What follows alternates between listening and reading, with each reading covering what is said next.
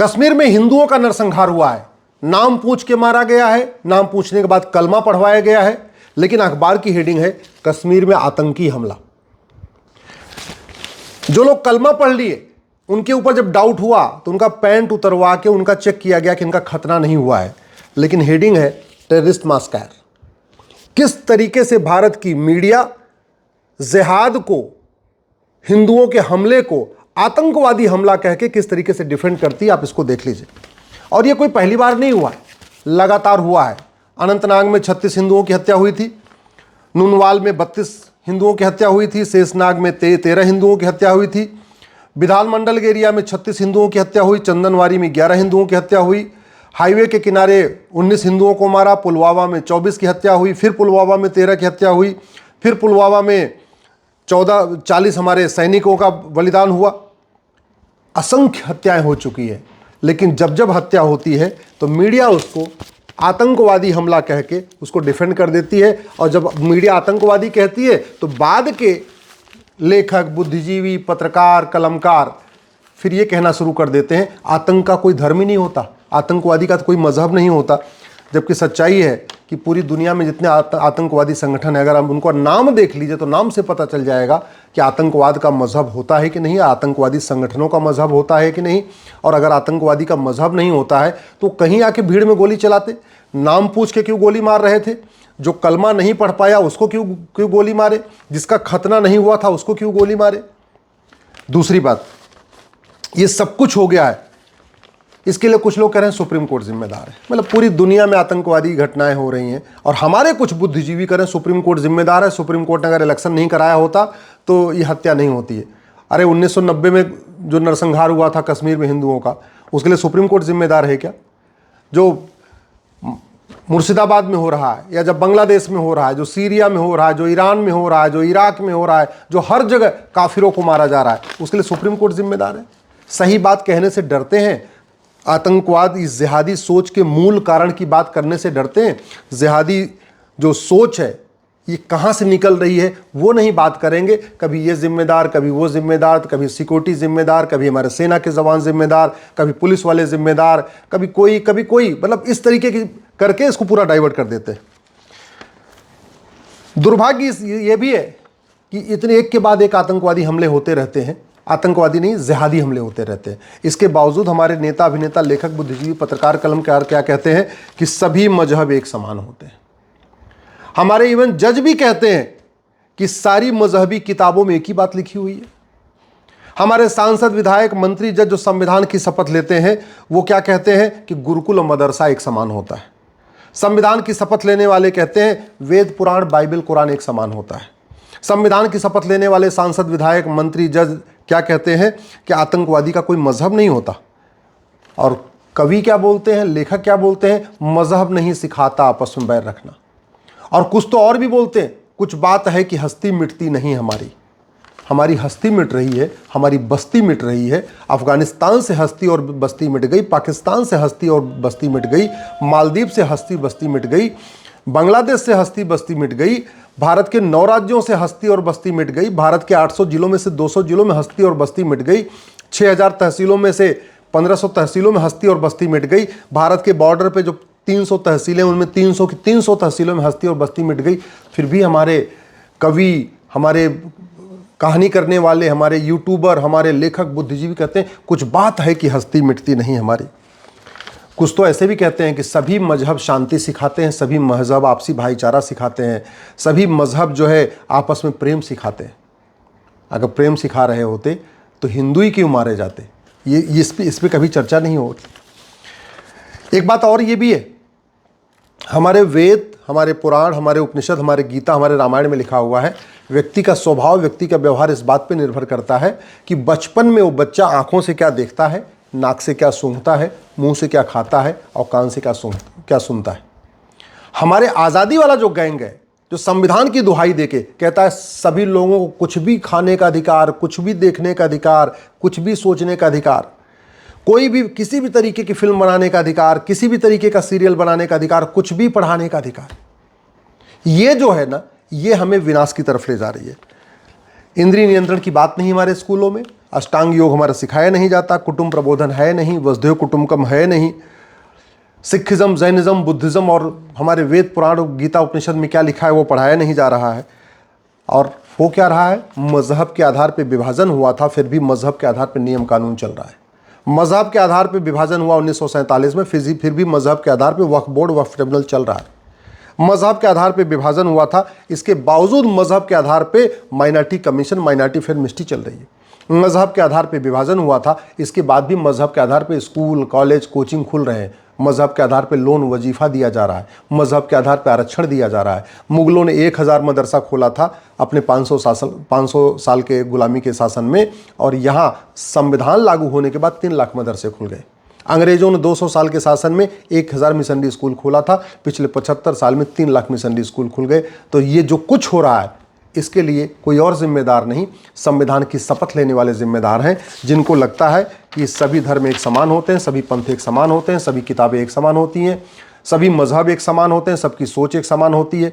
बड़ी सीधी सी बात है भैया, अगर बचपन में ही बच्चा हिंसा देखेगा, जानवरों की हत्या देखेगा और उससे हत्या करवाई भी जाएगी, उसके अंदर प्रेम नहीं आएगा, उसके अंदर भावना नहीं आएगी, उसके प्रति दूसरों के प्रति अहिंसा का भाव नहीं आएगा, वो तो बचपन में हिंसक हो जाएगा। और इस पूरी सोच का सबसे बड़ा कारण है जो दिन में 5 बार वो सुनता है। क्या सुनता है? ला इलाहा इल्लल्लाह, अल्लाह के अलावा कोई इबादत योग्य नहीं है। इसका मतलब क्या हुआ? ब्रह्मा विष्णु महेश इबादत योग्य नहीं है। इसका मतलब क्या है? भगवान राम, भगवान कृष्ण, हनुमान, गणेश, दुर्गा, लक्ष्मी, सरस्वती, बालाजी कोई भी पूजा के योग्य नहीं है। हमारे 24 तीर्थंकर पूजनीय नहीं है, हमारे 10 सिख गुरु पूजनीय नहीं है, भगवान बुद्ध पूजनीय नहीं है। ये जो सिखाई जाती है उस पर कोई चर्चा नहीं हो रही है। जिहाद का मूल कारण क्या है, आतंकवाद का मूल कारण क्या है, इस पर सोची नहीं जा रही।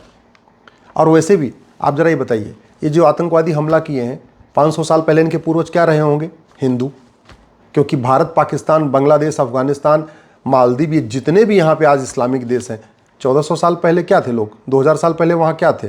या तो सूर्य की पूजा करते थे, या तो पेड़ों की पूजा करते थे, या नदियों की पूजा करते थे, मूर्तियों की पूजा करते थे, दुर्गा, लक्ष्मी, सरस्वती की पूजा करते थे, रामकृष्ण की पूजा करते थे। पूरे के पूरे एशिया में भगवान राम का राज था, पूरे के पूरे एशिया में युधिष्ठिर का राज था, पूरे के पूरे आधे एशिया में चंद्रगुप्त का राज था, आधे एशिया में लगभग अशोक का राज था। तो आज की डेट में जो 57 इस्लामिक कंट्री हैं, वहाँ पहले क्या होता था? चाहे अरब हो, चाहे दुबई हो, चाहे कुवैत हो, चाहे बहरीन हो, चाहे अबू धाबी हो, वो तो छोड़िए, चाहे अफगानिस्तान, पाकिस्तान, बांग्लादेश में तो 15वीं शताब्दी में भी इस्लाम नहीं था। 15वीं शताब्दी में जब बाबर आया तब यहाँ कन्वर्जन शुरू हुआ, और जो कन्वर्ट हुए आज वो सबसे बड़े दुश्मन हो गए। जो कन्वर्टेड हिंदू हैं आज वही पैंट उतार के चेक कर रहे हैं खतना हुआ कि नहीं हुआ, गोली मार रहे हैं। जो कन्वर्टेड हिंदू हैं आज वही जिहाद कर रहे हैं। हिंदुओं की सबसे ज़्यादा हत्या कौन कर रहा है? कन्वर्टेड हिंदू कर रहे हैं। हिंदू की आज की डेट में जो हत्या हो रही है वो अरब, दुबई, कुवैत, बहरीन से कोई नहीं आ रहा हत्या करने, कन्वर्टेड हिंदू मार रहे हैं। सच्चाई तो ये है कि अरब, दुबई, कुवैत, बहरीन में जो हैं हिंदू वो यहाँ से ज़्यादा सुरक्षित है। तो हम समाधान की बात नहीं कर रहे हैं। हम आज तक इतने साल हो गया मज़हब के आधार पर विभाजन हुआ था, कायदे से न मज़हब, सरदार पटेल ने कहा था अब मज़हब के आधार पर कुछ नहीं चलेगा। हमने मज़हब के आधार पर बोर्ड बना दिया, मज़हब के आधार पर ट्रिब्यूनल बना दिया, मज़हब के आधार पर आयोग बना दिया, मज़हब के आधार पर मंत्रालय बना दिया। और मज़हब के आधार पर बना भी दिया तो माइनॉरिटी को उन्हें डिफाइन ही नहीं किया। अरे 1 लाख वाला माइनॉरिटी होगा टोटल, या जिसकी पूरे देश में आबादी 10 लाख है वो माइनॉरिटी होगा, या पूरे देश में जिसकी आबादी 50 लाख है वो माइनॉरिटी होगा, या पूरे देश में जिसकी आबादी 1 करोड़ है वो माइनॉरिटी होगा। माइनॉरिटी कौन होगा कहीं नहीं लिखा। और minority commission, minority film ministry, करोड़ों का केंद्र का बजट, करोड़ों का राज्य का बजट, माइनॉरिटी के नाम पे वजीफा, माइनॉरिटी के नाम पे लोन, माइनॉरिटी के नाम पे कोचिंग, माइनॉरिटी के नाम पे सब दुनिया भर की चीज़ें। माइनॉरिटी कौन है कहीं पता ही नहीं है। भारत को बचाना चाहते हैं, सबसे पहले इस माइनॉरिटी मेजॉरिटी के खेल को बंद करिए। भारत को बचाना चाहते तो हेट स्पीच को डिफाइन करिए, भारत में हेट स्पीच को डिफाइन करिए, और जितनी भी मजहबी किताबें हैं एक बाकायदा कमीशन बना के सभी किताबों की समीक्षा करिए। जिन जिन मजहबी किताबों में नफ़रत सिखाई जा रही है उन किताबों के कम से कम उतने पार्ट को बैन करिए। चीन ने किया है, चीन ने हेट स्पीच को डिफाइन किया और जितनी मजहबी किताबें थी सबकी समीक्षा करवाया, और जहाँ जहाँ गड़बड़ी थी, जिन जिन पन्नों पे गड़बड़ी थी वो पन्ने निकलवा दिए। भारत में क्यों नहीं हो सकता? किसने रोका हुआ है? अगर आपको लगता है लोकतंत्र दिक्कत कर रहा है तो फिर 1 साल 2 साल के लिए आपातकाल लगा दीजिए। 75 में आपातकाल लगा था ना, लगाइए आपातकाल, 1 साल के लिए लगाइए, 2 साल के लिए लगाइए, एक बार जुताई गुड़ाई निराई खरपतवार की सफाई करिए। अगर आपको लगता है लोकतंत्र के रहते हुए जुताई गुड़ाई निराई खरपतवार की सफाई नहीं हो सकती, लगाइए इमरजेंसी लगा के सफाई करिए। लेकिन भारत को बचाना तो पड़ेगा ना। तिल तिल के खत्म होने से थोड़ा थोड़ा रोज खत्म हो, घुट घुट के खत्म हो, लब जिहाद के जरिए खत्म हो, लैंड जिहाद के जरिए खत्म हो, घुसपैठियों के कारण हमारी डेमोग्राफी बदले, धर्मांतरण के कारण हिंदू खत्म हो, जनसंख्या विस्फोट के कारण डेमोग्राफी बदले, इससे अच्छा एक बार आपातकाल लगा के साल 2 साल के अंदर सबकी सफाई करके और सारे नियम कानून ठीक कर दीजिए, वो ज़्यादा अच्छा है। ये राइट टू, अगर भारत को बचाना है तो राइट टू एजुकेशन को बदल के राइट टू इक्वल एजुकेशन करिए, समान शिक्षा लागू करिए। भारत को बचाना है, गुलामी के जितने हमारे मठ मंदिर तोड़े गए थे, सीधे एक कानून बनाइए, प्लेस ऑफ वर्शिप एक्ट की जगह सीधे एक कानून बनाइए, सबको वापस ले लीजिए। अगर भारत को बचाना चाहते हैं तो एंशिएंट मोनूमेंट एक्ट जो बना है इसको बदलिए, सारे गुलामी के नाम एक साथ मिटा दीजिए। अगर भारत को बचाना चाहते हैं तो हिंदुओं को कम से कम त्रिशूल, तलवार, भाला, गड़ासा, जो हमारे देवी देवताओं के शस्त्र हैं, उनको रखने की इजाज़त दीजिए। यह आर्म्स एक्ट ने हिंदुओं को निहत्था बना रखा है। भारत को बचाना चाहते हैं तो जो भारत में जिहाद की फंडिंग आ रही है हवाला के ज़रिए, इस फंडिंग को बंद करने के लिए ये मनी लॉन्ड्रिंग एक्ट को बदलिए।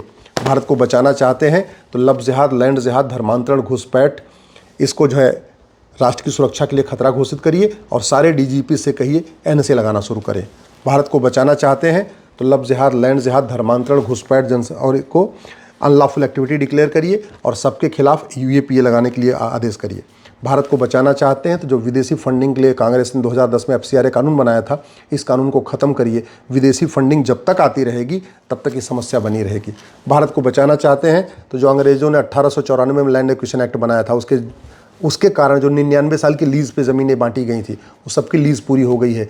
जो इस कानून के अंतर्गत लीज़ पे ज़मीनें दी गई थी और जिनकी लीज़ पूरी हो गई, सबको वापस लीजिए। जो ज़मीनें पड़ी हुई ना, उसके दम पे वो कमा रहे हैं, लूट रहे हैं और जो पैसा आ रहा है उससे वो आतंकवाद को, जिहाद को फैला रहे हैं। भारत को बचाना चाहते हैं तो ये जो रिप्रेजेंटेशन ऑफ पीपल एक्ट 1950-51, इसको बदलिए, एक नई भारतीय चुनाव संहिता लागू करिए और जो भारत की संस्कृति और भारत गद्दारों की, जासूसों की मदद करे, उसके चुनाव लड़ने, पार्टी बनाने, पार्टी पदाधिकारी बनने पर आजीवन प्रतिबंध लगाइए। भारत को बचाना चाहते हैं, ये भारतीय साक्ष्य संहिता में संशोधन करिए, नार्को पॉलीग्राफ ब्रेन मैपिंग कानून बनाइए। भारत को बचाना चाहते हैं तो भारतीय न्याय संहिता में एक नया कानून, एक नया चैप्टर जोड़िए, ऑफेंस रिलेटेड टू टेररिज्म, और ये सुनिश्चित करिए कि चाहे वो डिस्ट्रिक्ट कोर्ट हो, चाहे हाई कोर्ट हो, चाहे सुप्रीम कोर्ट हो, आतंकवादियों का मुकदमा 1 साल के अंदर खत्म होगा। और ये हो सकता है, करना केवल इतना पड़ेगा, झूठी गवाही को गंभीर अपराध घोषित करना पड़ेगा, नार्को पॉलीग्राफ ब्रेन मैपिंग कानून बनाना पड़ेगा। आतंकवादियों को पकड़िए, उसको narco polygraph brain mapping test करिए और उसी टेस्ट के आधार पर जो रिपोर्ट आए सीधे फांसी उठा के दे दीजिए। और फांसी भी सार्वजनिक, छुपी छुपाई तरीके से नहीं, सीधे जनता को बुला के 10-20 हज़ार लोगों के बीच में फांसी दीजिए, 10-20 हज़ार लोगों के बीच में गोली मारिए, तब भारत सुरक्षित होगा। भारत को बचाना चाहते हैं तो 1861 का पुलिस एक्ट बदलिए, नया one nation one police code लागू करिए। भारत को बचाना चाहते हैं तो भारत में ड्रग्स जिहाद को बंद करिए। ये एनडीपीएस एक्ट कभी ड्रग स्मगलिंग को रोक नहीं पाएगा, और अगर ड्रग जिहाद नहीं रुका, ड्रग स्मगलिंग नहीं रुकी, तो सारा पैसा जो ड्रग का आ रहा है ये सीधे सीधे जिहाद के काम आएगा। ये सिटीजनशिप एक्ट सड़ गया है, आज तक किसी भी जिहादी की नागरिकता खत्म नहीं हुई, इस कानून को बदलना पड़ेगा।